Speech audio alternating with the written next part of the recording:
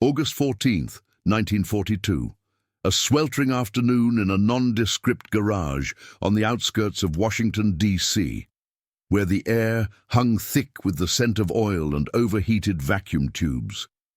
You can almost feel the humidity pressing down, like a damp blanket over your shoulders, as the sun filters through grimy windows streaked with dust and fingerprints. Inside, the space is a makeshift fortress of humming machinery, rows of black Enigma-like receivers stacked on wooden benches, their dials glowing faintly in the dim light. Wires snake across the concrete floor like veins, connecting to antennas hidden in the rafters, stretching out to capture whispers from across the Pacific. It's no ordinary auto shop. This is Station Hypo's forgotten annex, a secret outpost where the Navy's invisible war is fought not with guns, but with ears and intuition. Lieutenant Agnes Meyer wipes sweat from her brow with the back of her hand, her crisp white blouse already clinging to her skin.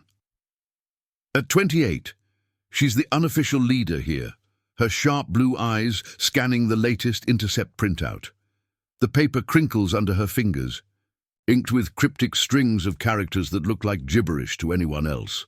ZJ-47, KLM 9PQRS, Japanese naval code pulled straight from the ether. Around her, 3 other women huddle over their stations. Eleanor, the youngest at 22, with her auburn curls tied back in a practical knot. Beatrice, 35, and steely, her glasses perched on the end of her nose as she adjusts a frequency knob.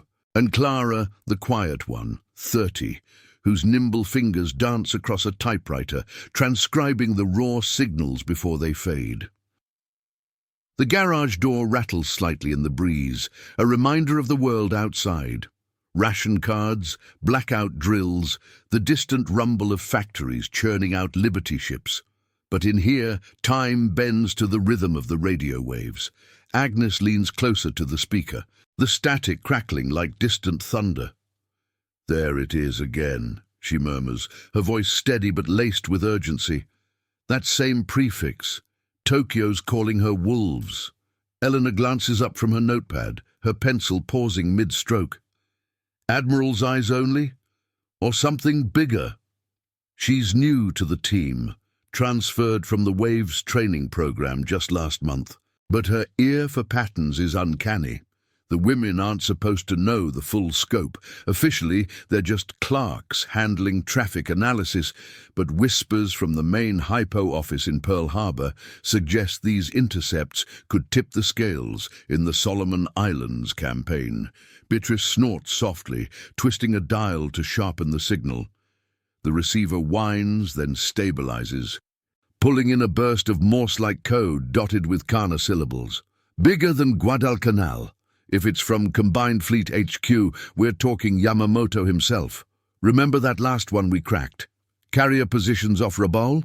Saved a dozen pilots from walking into an ambush. Her hands, calloused from years typing in a pre-war newsroom, move with practiced efficiency. The air smells of solder and stale coffee from the pot simmering on a hot plate in the corner. Clara doesn't look up, her focus absolute, as she logs the timestamp. 14:37 hours. The clack of her keys is the heartbeat of the room. Outside, a truck rumbles by on the dirt road, kicking up gravel that pings against the metal siding. It's a sound that always makes Agnes tense, too close to the patrols sweeping for spies, though their work is buried under layers of classification. Black chamber, they call it in hushed tones, a nod to the old days of Room 40. But this is women's work now, hidden in plain sight, because who suspects a garage full of typists? The signal strengthens, a low-frequency hum building like an approaching storm. Agnes grabs the headphones, slipping them over her ears. The world narrows to the pulse in her temples and the staccato rhythm pouring in. Dit-da-dit, a cascade of encrypted orders. Her mind races, piecing together fragments from memory. JN-25 variants, the Imperial Navy's lifeline. "It's fleet movement," she says, pulling off the headset. "Something's brewing east of the Solomons. Transports, maybe, and it's urgent, repeating every 5 minutes. The women exchange glances, the weight of it settling like the afternoon heat. Eleanor stands, stretching her legs, and peers out the small window. The yard is empty, just overgrown weeds and a rusted Ford coupe they use for cover. What if we break it now, before the brass gets wind? Her voice carries a mix of excitement and fear. In the main code rooms, men in starched uniforms pore over these puzzles, but here, in this garage, the women have latitude. Commander Rochefort's quiet blessing to chase leads without red tape. Beatrice shakes her head, but there's a spark in her eyes. We'd need the codebook updates from OP-20G. Last shipment was delayed, some snafu in transit. She refers to the Navy's cryptanalytic branch, their lifeline of cribs and additives smuggled in plain envelopes. Clara finally speaks, her voice soft but firm. We have the partials from last week, enough to guess. Garage girls don't wait for admirals to read their own orders. Agnes smiles faintly at the nickname, a jab from the male analysts who underestimate them. It's true, though their edge is speed, intuition honed in late nights poring over grids by lantern light. She spreads the printout on the bench, the paper crinkling under fluorescent bulbs that buzz overhead. The code screams of impending action, troop concentrations, perhaps the first push for Henderson Field. If they can tease out the details, it might reroute the Enterprise or Yorktown before the trap springs. As the sun dips lower, casting long shadows across the concrete, the team dives in. Pencils scratch, adding machines whir, the air alive with murmured hypotheses. Try shifting by 17, Eleanor suggests, her brow furrowed. Beatrice cross-references a battered notebook, pages filled with her neat handwriting. Clara feeds strips into a makeshift bomb simulator, a jury-rigged device of gears and relays that clicks like an impatient clock. Hours blur, sweat beads on Agnes's neck as a pattern emerges, a place name, distorted but clear, Tokyo as the origin, then coordinates flickering into focus. 9 degrees south, 160 east. The garage feels smaller. The walls closing in with the gravity of what they've snared. Not just traffic, but orders straight from the heart of the Empire, detailing a convoy's path, vulnerable, exposed. Outside, crickets begin their evening chorus, oblivious. Inside, the women work in silent symphony, racing the clock. They don't know yet that this intercept will unravel a larger web, forcing admirals to confront their own blind spots. But in this moment, with the signal fading into static, Agnes feels the tide turning, one code at a time. The first break comes at dusk as Clara's machine spits out a plain text fragment. IJN carriers. Proceed to. It's incomplete, tantalizing. Agnes's heart pounds. They've caught Tokyo's whisper before it reaches the fleet. Now, to make it sing, the fluorescent lights flicker overhead, casting erratic shadows that dance across the cluttered benches like ghosts in the machine. Dusk has deepened into night, the garage now a cocoon of isolation, pierced only by the red glow of a single bulb over the hot plate, where the coffee pot hisses its last defiant bubbles. You can taste the bitterness in the air, mingling with the acrid tang of overheated circuits and the faint metallic scent of ink from the endless printouts piling up like fallen leaves. Agnes stares at the fragment on the table, her fingers tracing the jagged edges of the paper as if willing more words to appear. IJN carriers. Proceed to... The ellipsis mocks her, a cliffhanger in the fog of war. She pushes back from the bench, her chair scraping against the concrete with a sound that echoes too loudly in the quiet. The others pause, their eyes lifting like synchronized clocks, Eleanor with a pencil tucked behind her ear, Beatrice mid-sip from a chipped mug, Clara's hands hovering over the keys, frozen in anticipation. It's Hiryu and Akagi signatures, Agnes says, her voice cutting through the hum of the receivers. Not a guess, but a certainty born from months of cataloguing ghost signals, matching rhythms to known hulls. The carriers, ghosts of Pearl Harbor's revenge, slipping east toward the slot, that narrow corridor of water between Guadalcanal and the Florida Islands. If the orders hold, they're baiting a hook for the U.S. task force, the very one Admiral Fletcher's been repositioning under radio silence. Eleanor leans in, her auburn curls escaping their knot and framing her face in the dim light. She's the spark here, all youthful fire, tempered by the grind of night shifts. Proceed to what? Strike on the Marines at Henderson? Or rendezvous with those troop ships we flagged last week? Her question hangs, pulling at the threads of their collective memory. The intercepts from Rabaul had painted a picture, lumbering AK-class transports laden with fresh Imperial Marines, the 28th Infantry Regiment itching to retake the airfield from its ragtag American defenders.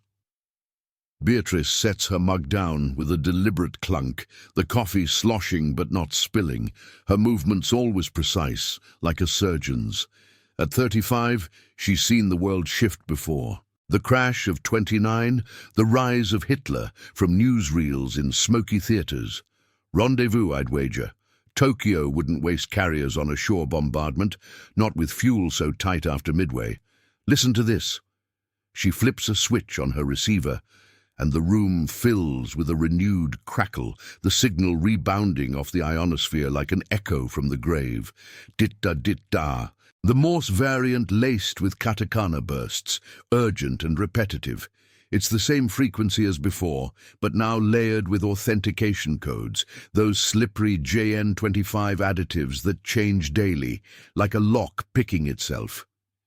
Clara nods, her quiet demeanor belying the storm in her dark eyes. She's the anchor, the one who remembers every variance, every crib from the dog-eared codebook smuggled in from OP-20G's vaults.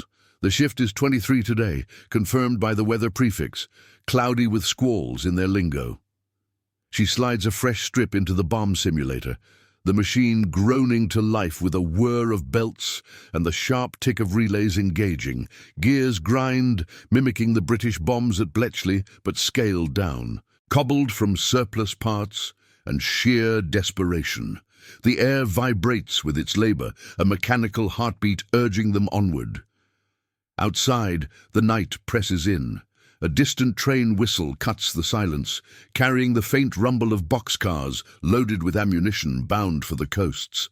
Blackout curtains flap gently at the windows, their fabric heavy with the day's absorbed heat. Agnes paces the narrow aisle between benches, her low-heeled shoes clicking softly, Navy-issue Oxfords scuffed from too many hours on her feet.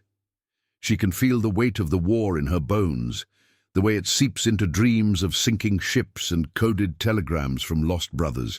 Her own sibling, Ensign Tom Meyer, sails with the Enterprise. One wrong intercept, and his carrier could steam into oblivion. Try the fleet disposition grid, Agnes directs, stopping behind Eleanor. The younger woman nods, her pencil flying across graph paper, plotting vectors from prior breaks. The coordinates sharpen, 9 degree 10s, 159 degrees 50E, dead on the approach to Iron Bottom Sound, where the seafloor is already a graveyard of twisted steel from the August battles. They're masking it as a supply run, Eleanor mutters, connecting dots with ruled lines. But carriers don't haul rice. That's air cover for the invasion force, Zuikaku Group, if the hull echoes match. The bomb clicks faster now, a staccato rhythm building to crescendo. Beatrice adjusts the voltage with a twist of her wrist, sparks jumping briefly from the exposed wiring, a hazard they've learned to ignore, like the pins and needles in their legs from hours of hunching. Sweat trickles down Agnes's spine, soaking through her blouse, but she doesn't notice. The machine spits out another fragment. Engage enemy surface units. Priority Henderson. Plain text, raw and revelatory. The garage erupts in a hushed symphony, gasps, the rustle of paper, the clatter of Clara's typewriter resuming its assault. It's the trap, Beatrice breathes, her glasses fogging slightly as she exhales. Yamamoto's playing chess while Nimitz is still setting the board. If those carriers slip through the slot undetected, they'll shred the marine perimeter before dawn. She refers to the combined fleet's architect, the Admiral, whose shadow looms over every Pacific signal. Whispers from Rochefort's briefings paint him as a fox in human form, outmaneuvering the Allies with feints and false trails. Clara pauses her typing, looking up for the first time in hours. Her voice is a whisper, but it carries the clarity of conviction. We have the full routing now.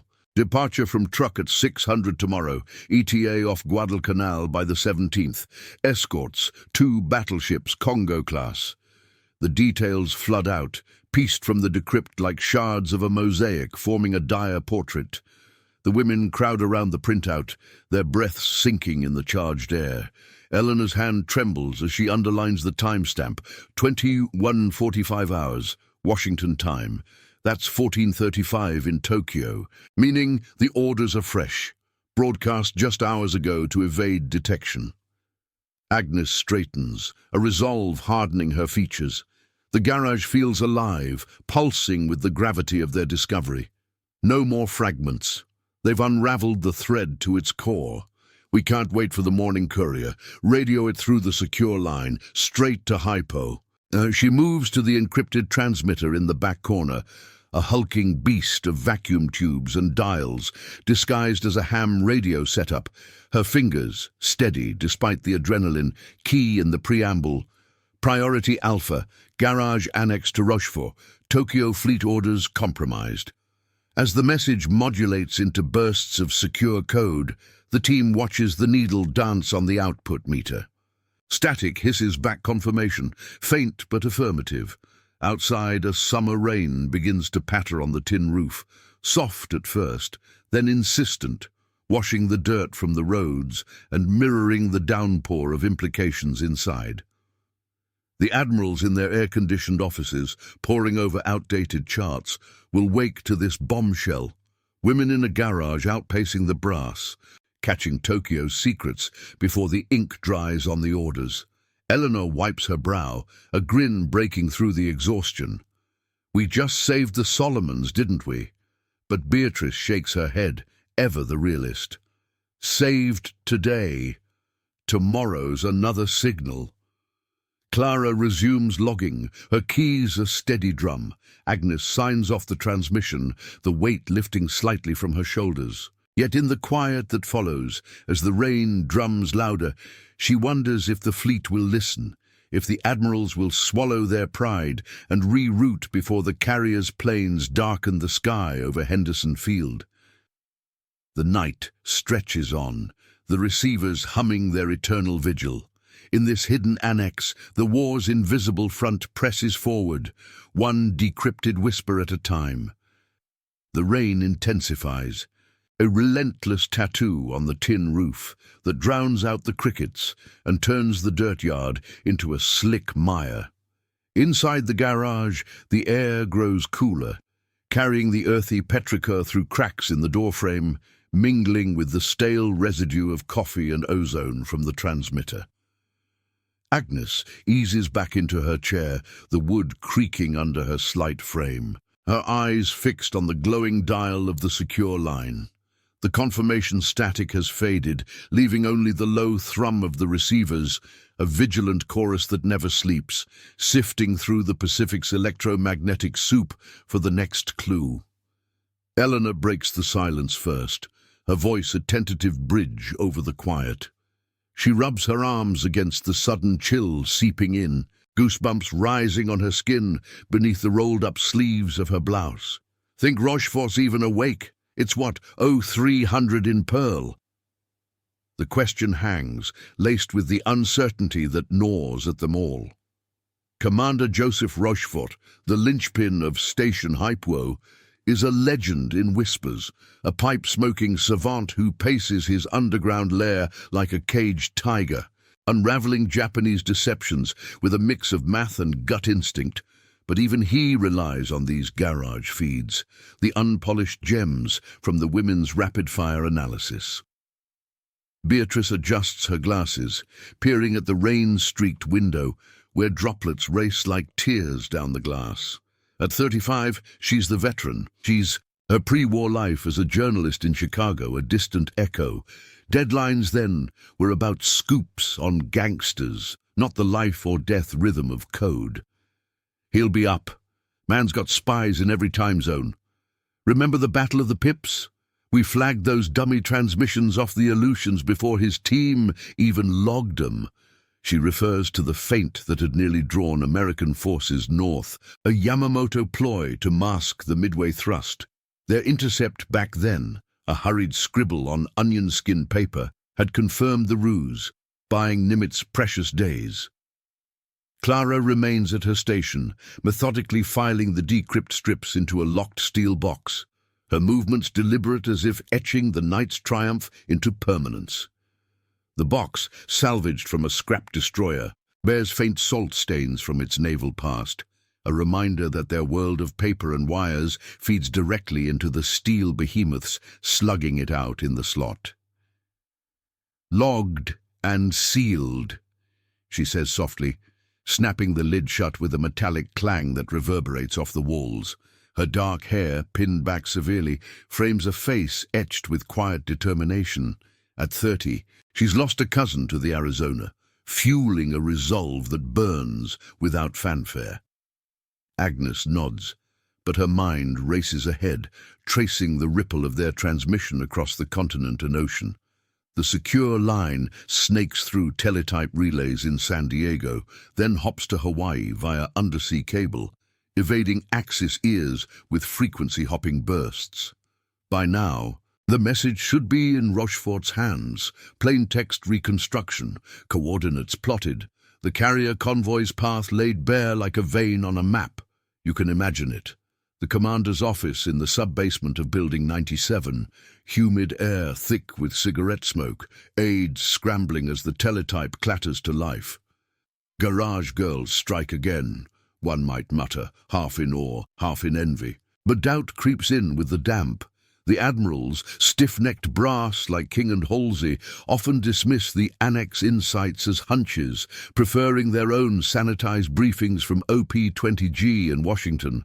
Agnes has seen it before, a decrypt routed through channels, diluted by summaries until the urgency bleeds out. Last month's Guadalcanal resupply warning? Buried under debates on weather patterns, arriving too late to divert the Quincy from its fiery end in Iron Bottom Sound. She stands, pacing again, her Oxfords leaving faint wet prints on the concrete from a puddle near the door.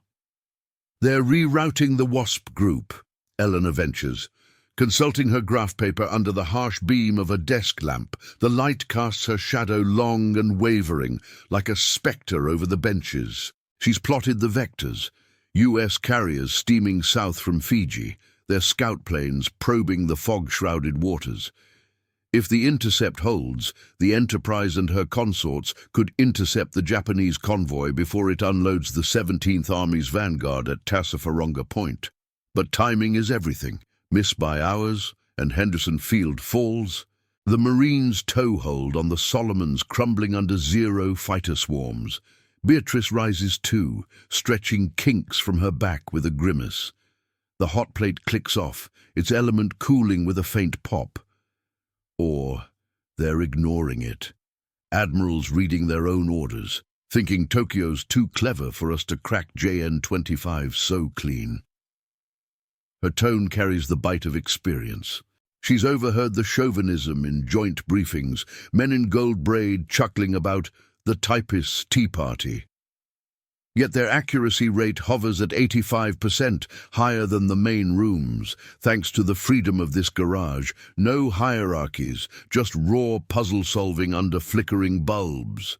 The receivers crackle suddenly, a new signal slicing through the static like a knife.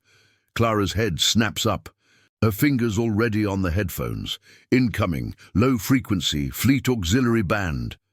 The room tenses, the women's breaths held as the Morse pulses in, short, long, short, a familiar cadence from Truk Lagoon. It's a follow-up, perhaps authentication, or adjustment to the earlier orders. Agnes slips beside her, sharing the headset, the padded cups warm against her ears. The rhythm builds, layered with those elusive additives, today's shift twisting the plain text into knots. Adjust course, evade patrols, Clara transcribes in shorthand, her pencil a blur. The air hums with renewed energy, the rain outside a urgent backdrop. Eleanor's eyes widen as she cross-checks against the grid. They're veering north toward the Russell Islands. Smart screens the slot approach from our subs. Beatrice dives in, flipping through the codebook updates, pages rustling like dry leaves. The partial cribs align. Evade. PBY Catalinas, referencing the Navy's long-range patrol planes that prowl the approaches like hawks. Agnes pulls off the headset, her pulse quickening. This amendment changes everything. The convoy's not barreling straight. It's a zigzag, buying time for the carriers to provide top cover. Patch it through now. Hypio needs the update before dawn. She keys the transmitter again, the machine warming with a low groan, dials spinning to encode the fresh decrypt. As the signal beams out, the garage feels smaller, the walls echoing with the gravity of their role. These women, invisible cogs in the machine, are threading the needle between disaster and deliverance. Hours tick by in a haze of transcription and verification. The rain eases to a drizzle, dawn's first grey light filtering through the windows, painting the benches in muted tones. Exhaustion tugs at them. Eleanor's yawns stifled behind her hand, Beatrice's glasses slipping down her nose, but they press on. Clara brews fresh coffee, the aroma cutting through the damp, steam rising like signals from a porthole. Then the reply comes, a terse burst on the secure line, Rochefort's signature prefix. Agnes decodes it swiftly, her lips moving silently. Acknowledged. Reroute confirmed. Wasp detaches at 800. Stand by for commendation. Relief washes over the room, a collective exhale that fogs the air. But it's tempered. Commendation means scrutiny, perhaps an audit from the brass who view their methods as unorthodox, too reliant on feminine intuition over protocol.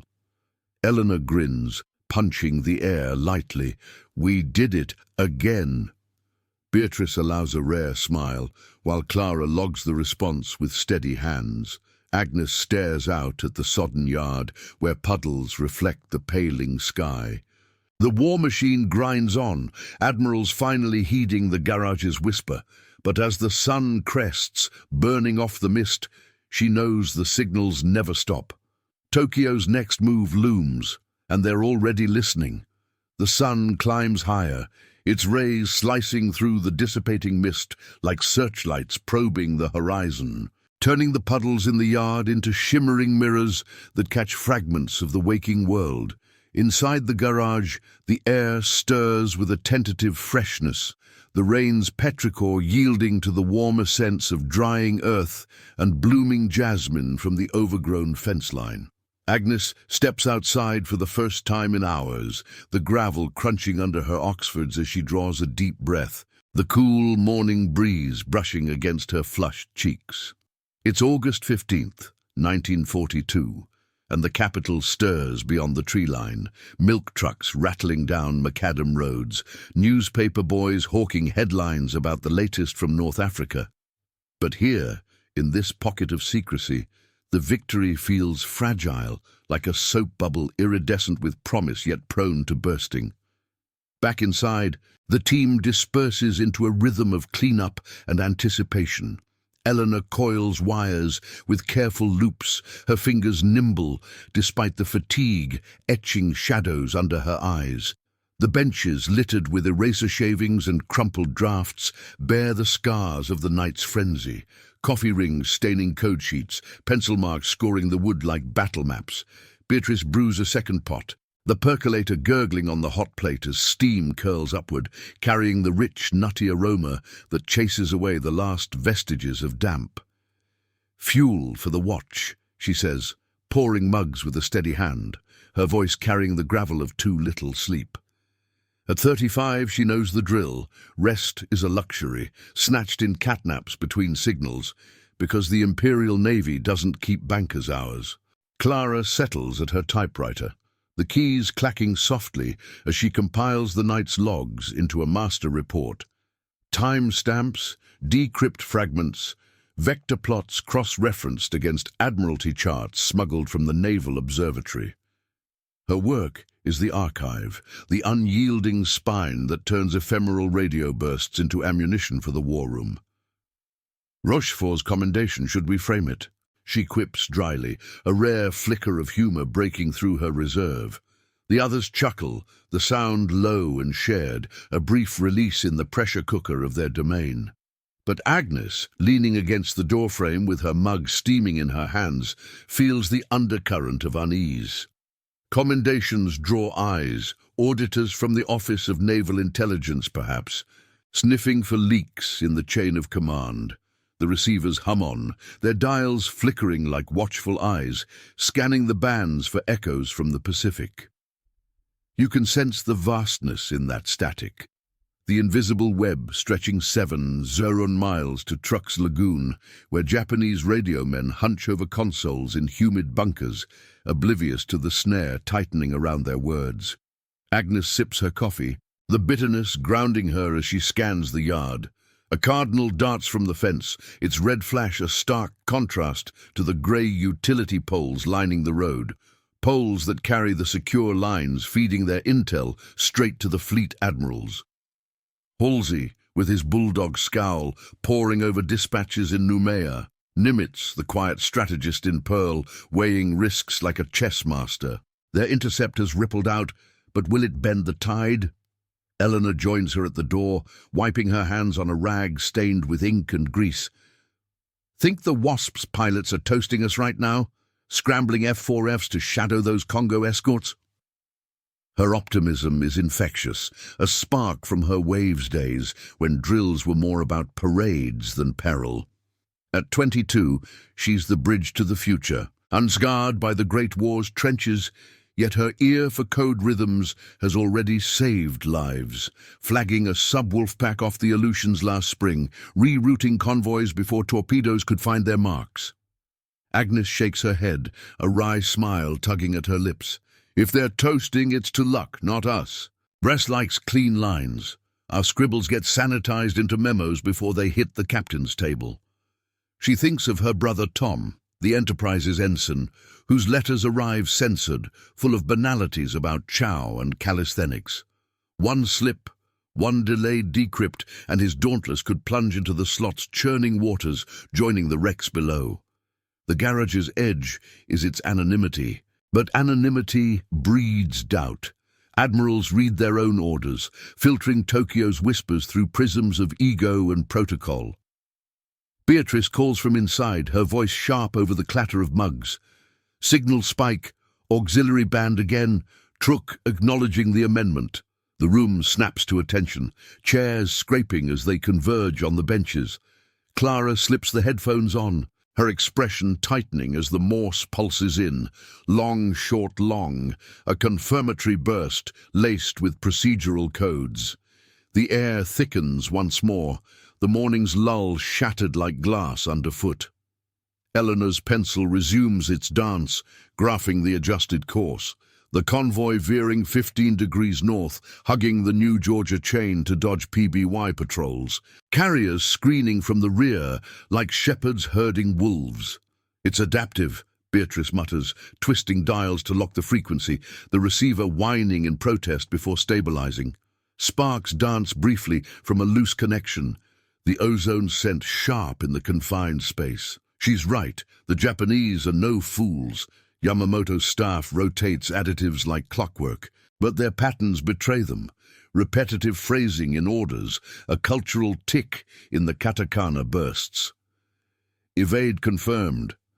Proceed under radio silence, post-1800.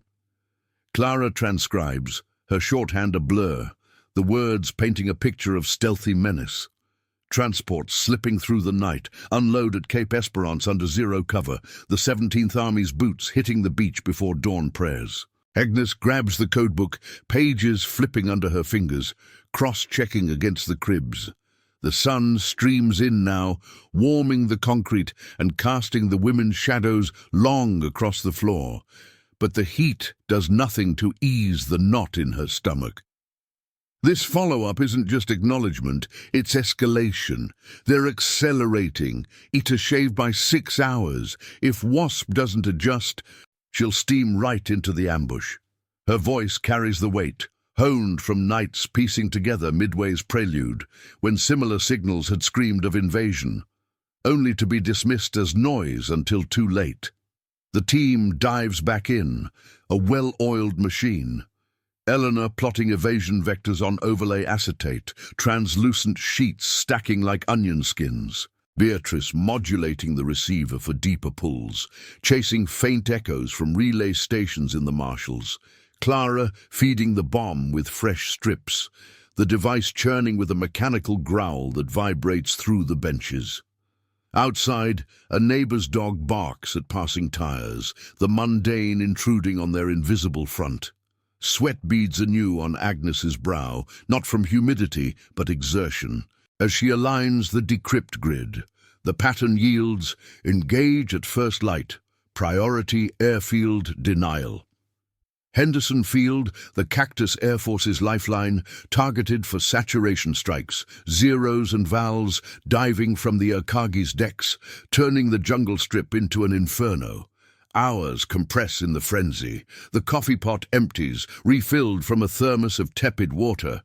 Eleanor's curls frizz in the rising warmth, sticking to her neck as she erases and redraws lines. They've got spotters, float planes from the cruiser tone, probing our pickets. Beatrice nods, her glasses reflecting the dial's glow. Smart, masks the carriers as decoys till the last minute. Clara's typewriter hammers the full reconstruct, carbon copies piling for the secure pouch.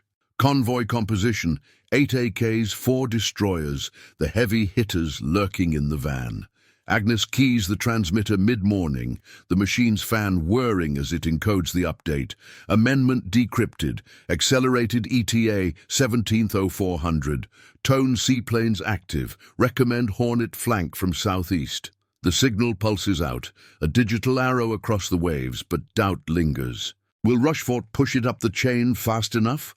Admirals like Fletcher, cautious after Coral Sea's Pyrrhic winds, might hedge, hold the task force back, let scouts bleed first. As the transmission confirms with a beep, the garage exhales. Beatrice stretches, cracking her knuckles. Another thread pulled, but Tokyo's learning. Next batch might be super-encrypted. Eleanor slumps against the bench, exhaustion winning, yet her eyes shine with the thrill. Clara seals the pouch, the lock clicking like a vow. Agnes watches the sun arc toward noon, the yard steaming under its gaze.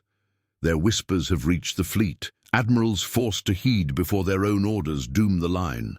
But the Pacific hungers for more, and the receivers wait, eternal sentinels in the hum. Noonsun beats down mercilessly, turning the garage into a sweltering oven, where the air shimmers with heat waves rising from the concrete floor.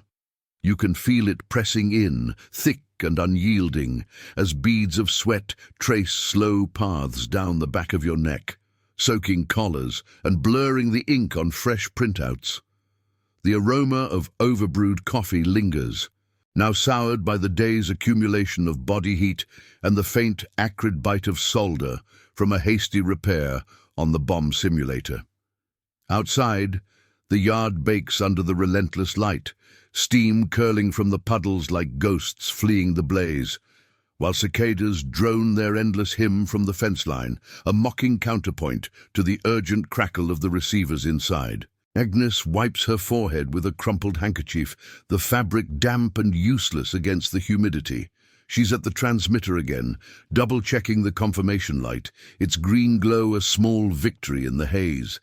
The update on the Tone seaplanes has gone out, a lifeline tossed to the fleet commanders scattered across the Pacific.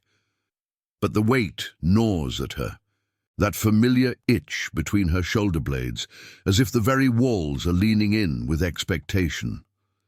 At 28, she's learned to trust the silence after a send-off. But today it feels heavier, laced with the unspoken fear that their edge is fraying. Eleanor fans herself with a code sheet, the paper fluttering like a trapped bird. Her auburn curls have surrendered to the heat, frizzing into a halo around her flushed face. Any buzz from Pearl yet? Feels like we've been shouting into the void. She's perched on a stool, legs swinging idly, but her eyes dart to the secure lines meter, willing it to twitch. The youngest at 22, her enthusiasm hasn't dimmed, but the grind shows in the faint lines around her mouth, remnants of a sleepless night chasing shadows in the static. Beatrice, ever the pragmatist, adjusts the antenna feed with a grunt, her glasses slipping down her nose as she peers at the tangled wires. The 35-year-old's blouse clings like a second skin, dark patches blooming under her arms. But she moves with the steady rhythm of someone who's weathered worse than a Washington summer. Void or not, we keep the ears open. Tokyo doesn't sleep, neither do we. She twists a knob, and the receivers respond with a low whine, scanning the auxiliary bands for ripples from the follow-up. Her mind drifts to the newsreels she'd typed up in her Chicago days, blaring headlines of blitzkriegs and fallen cities. But this is quieter warfare, won in whispers and worn-out pencils. Clara sits cross-legged on the floor amid stacks of archived logs, her dark hair escaping its pins in wispy strands that stick to her damp neck. At 30, she's the silent engine, sorting the pouch's duplicates with fingers that never falter, even as the heat saps her color. The steel box beside her gleams dully, stuffed with the night's haul, decrypts that could redraw the map of the Solomons. "They're adapting faster," she murmurs, not looking up, her voice cutting through the hum like a cool breeze. Last amendment had a new variant, JN25B overlay. If we don't snag the daily additive, next one's a wall. The words hang, a reminder of their vulnerability. The codebooks from OP20G arrive sporadically, bundled in innocuous parcels labeled office supplies. But delays are common, bureaucratic snarls or sabotage whispers from Axis agents prowling the ports. Agnes nods, crossing to the window where the sun glints off the rusted Ford coupe like a warning flare. Beyond the yard, the road hums with civilian life, a delivery van puttering by, its driver oblivious to the invisible battle raging in the ether. She thinks of the Admirals again, Ernest King in his Pentagon Airy, barking orders over polished oak tables, William Halsey on the bridge of the South Dakota, salt spray stinging his eyes as he plots strikes. Their briefings filter the raw intel through layers of aids and assumptions, often arriving sanitized, urgency blunted. Garage girls like them bridge that gap, but bridges can burn. A sharp crackle erupts from the main receiver, jolting them all. Beatrice lunges for the headphones, slipping them on as the static resolves into a pulsing rhythm. Dit, dit, da. Urgent and layered, broadcasting from a relay in the Marianas. "High Command prefix, straight from Tokyo," she says, her voice taut. The room converges, chairs scraping, bodies crowding the bench in a tangle of elbows and shared breaths. The signal's strong, unscrambled at the edges, carrying the weight of combined fleet authority. Eleanor's pencil scratches furiously, logging the timestamp. 12:45 hours, Washington, 0045 in the Emperor's capital, where staff officers huddle in lamplit rooms, sealing fates with stamps and seals. Clara slides the bomb strips in, the machine groaning to life with a shudder that vibrates through the floorboards. Gears mesh, relays click like impatient fingers, pulling at the encryption seams. Agnes leans over Beatrice's shoulder, the heat of their proximity adding to the swelter as fragments emerge. "All units, intensify. Guadalcanal perimeter." The air thickens, charged with the scent of anticipation, sweat and ink, and the faint ozone of straining electronics. Eleanor's graph paper fills with hasty lines, plotting a web of reinforcements. Not just the convoy, but a full thrust. Cruisers from Rabaul, subs screening the flanks, the carrier's air wings primed for a dawn hammer blow on the marine lines. It's the big push, Agnes breathes, her blue eyes narrowing as the bomb spits out more. Yamamoto directive, secure airfield by 20th. The Admiral's name alone sends a chill through the heat, his shadow etched in every major signal since Pearl. The orders detail it all. Troop dispositions, the 2nd Division's landing craft churning toward the slot, zeros to sweep the Cactus Air Force from the skies.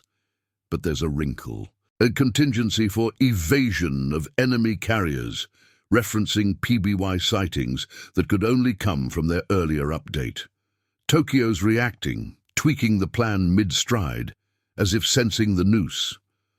Beatrice pulls off the headset, her face pale beneath the flush.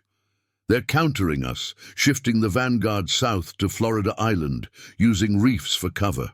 She gestures to the battered Admiralty chart pinned to the wall, its edges curled from humidity, islands inked in faded blue. Eleanor's vectors confirm it, a feint within a feint, drawing the Wasp into a pocket while the real hammer falls on Henderson. Clara's fingers fly across the typewriter, carbon paper smudging her tips black as she captures the plaintext rush. The garage pulses with their urgency. The suns glare through the windows, turning the scene into a tableau of shadowed determination. Women bent over machines, unraveling an empire's gambit. Agnes grabs the transmitter but hesitates, the key hovering. This isn't just an update, it's a paradigm shift, demanding immediate escalation to Nimitz himself. If we route this standard, it'll bottleneck in San Diego, hours lost. Her voice carries the edge of defiance, born from too many intercepts shelved by protocol. The team nods, a silent pact. Beatrice rigs a direct patch, bypassing relays with a jury-rigged booster that sparks dangerously, the air filling with the sharp tang of arcing electricity. Risky, but faster. Admirals read their own orders. We'll make them see ours first. As the signal modulates, in coded bursts laced with Rochefort's override prefix, the room holds its breath. The meter dances, confirmation flickering through in bursts. Outside, a breeze stirs the jasmine, carrying its sweet perfume inside, a fleeting mercy against the heat. Eleanor's hand steadies on the bench, her earlier fatigue forgotten in the rush. Clara seals the master log, her quiet resolve her anchor.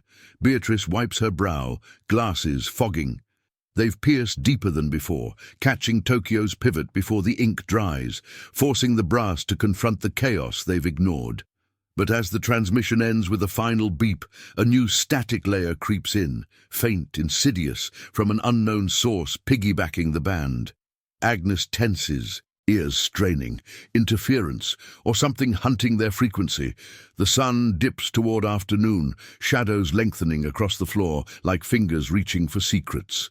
The war's whispers grow darker, and in this garage, the women stand ready, one code ahead of the storm. The afternoon sun slants lower through the grimy windows, painting the garage in elongated stripes of gold and shadow that stretch across the cluttered benches like bars on a cage.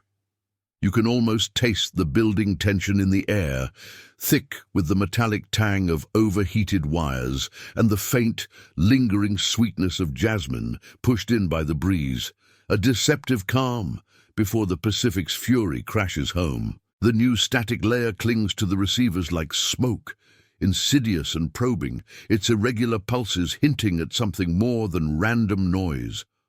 A hunter in the ether, perhaps a Japanese direction-finding station zeroing in from the far side of the world, or worse, an internal glitch betraying their position. Agnes freezes at the transmitter console, her fingers hovering over the dials, the green confirmation light still fading from their bold direct patch to Rochefort.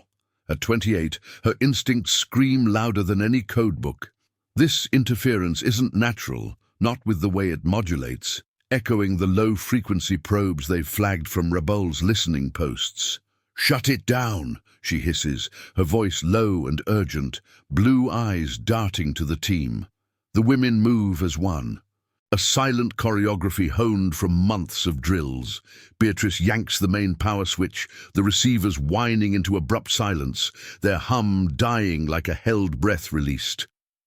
Eleanor's hand clamps over the logbook, sliding it into the steel safe with a soft scrape, while Clara unplugs the bomb simulator, its gears grinding to a reluctant halt, the vibration fading from the floorboards. The garage plunges into an unnatural quiet, broken only by the distant hum of traffic on the road, and the soft patter of drying leaves skittering across the yard.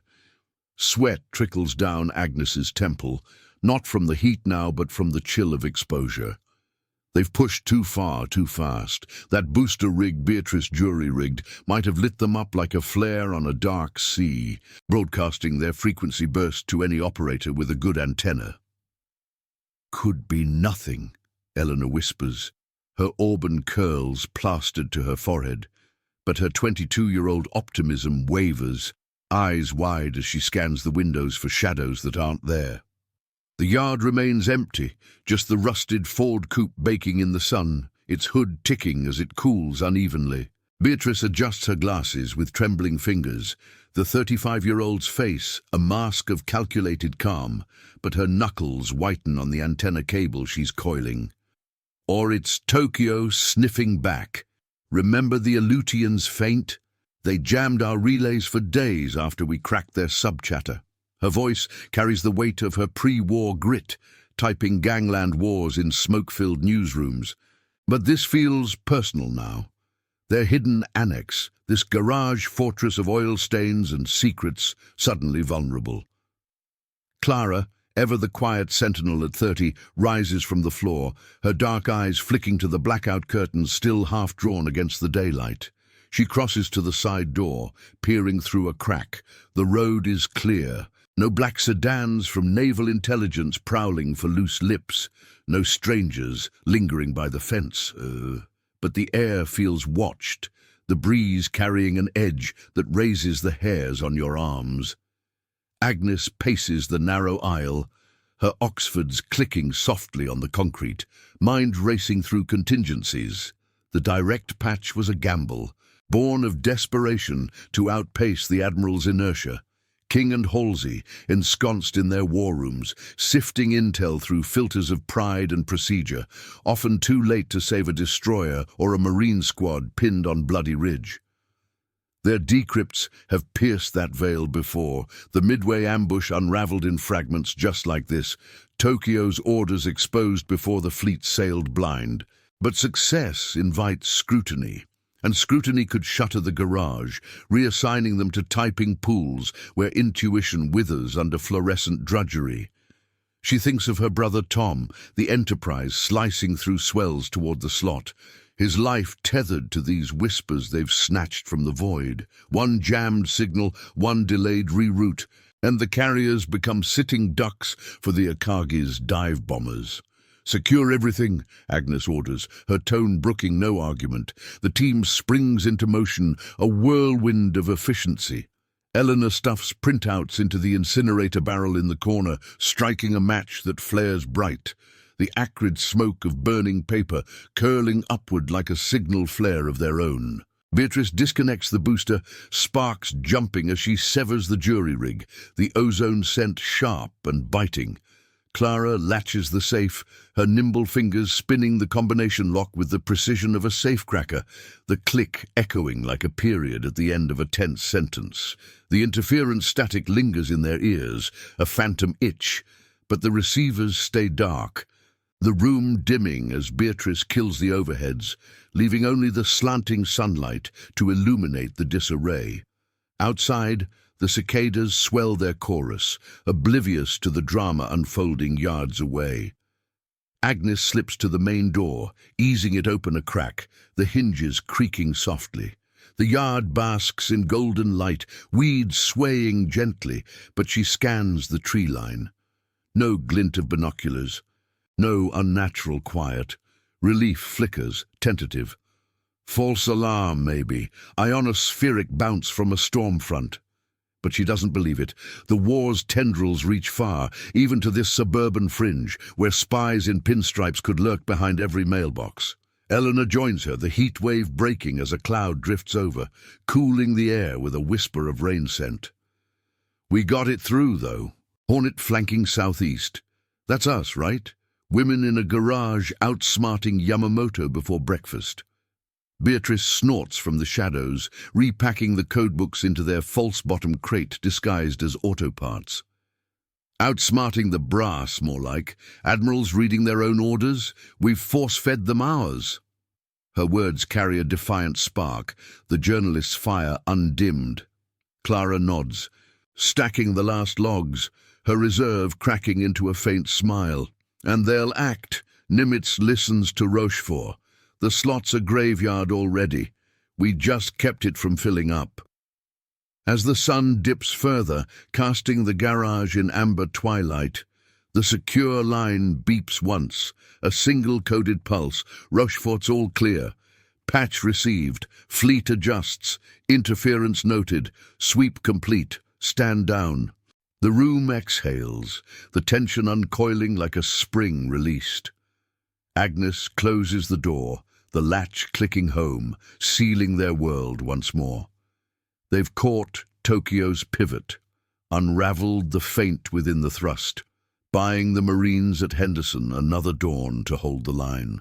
The carriers will steam wiser, Zeros meeting Wildcats instead of empty skies. The 17th Army's landing craft splintering under naval guns before boots touch sand. But victory is fleeting in this war of shadows. The interference fades into memory, a warning that the hunt goes both ways. Tokyo's cryptographers sharpening their keys, the admirals perhaps circling closer to claim credit for the garage's gifts. Eleanor brews fresh coffee, the pot hissing back to life, while Beatrice tunes a backup receiver low, just enough to listen without shouting. Clara resumes her filing, the typewriters clack a steady rhythm. Agnes leans against the bench, watching the sunlight play across the wires, the team's faces illuminated in quiet resolve. Night will fall soon, bringing new signals from the vast Pacific, where steel clashes and men like Tom Meyer fight with the intel they've forged.